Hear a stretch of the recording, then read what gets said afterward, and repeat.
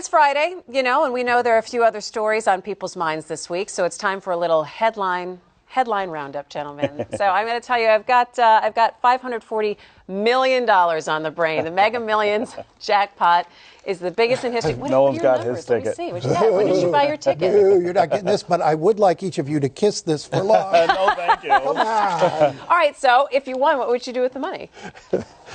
I would split it with you two. Spend it. See, I would spend it as hard. I don't have that much time left. I figure I'd have to spend at about a $20 million a year clip. That might work you to death. No one would be in Vegas every weekend. What would you do if you had the money, Stephen? I'll tell you what I wouldn't do. I would not bail the city of Detroit out of the $600 million they've borrowed. They'd be done. You'd be like, and I have nothing left. You're a Detroiter, though. They'll get a big piece of it, right? But come on, one thing that you would do. One thing I would do, I've always said this, is I would, if I won the lottery, I would try to bring back Boblo Island. Because I think that was not just a cool thing, that was an important common experience that we had as young Detroiters. And we don't have stuff like that anymore. Down the river on to that Boblo. boat, you saw everybody and you couldn't get away from anyone, so you had to get along.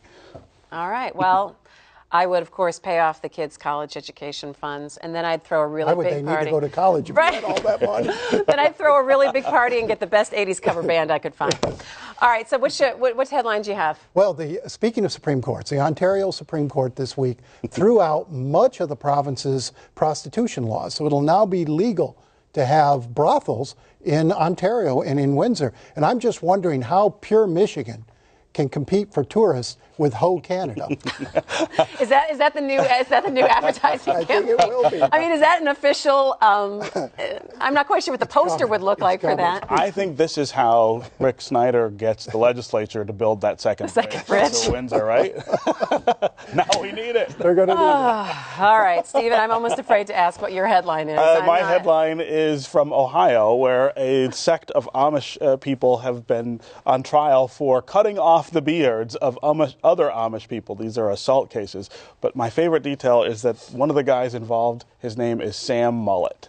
So, maybe that's what he's trying to do to the other people, right? The mullet, always a hairstyle that I never, a business in front, party in the back. It never really quite. I can't really pull that off. I was just going to say, we can't even talk about hair with you guys right now, I don't think. Hey, come on.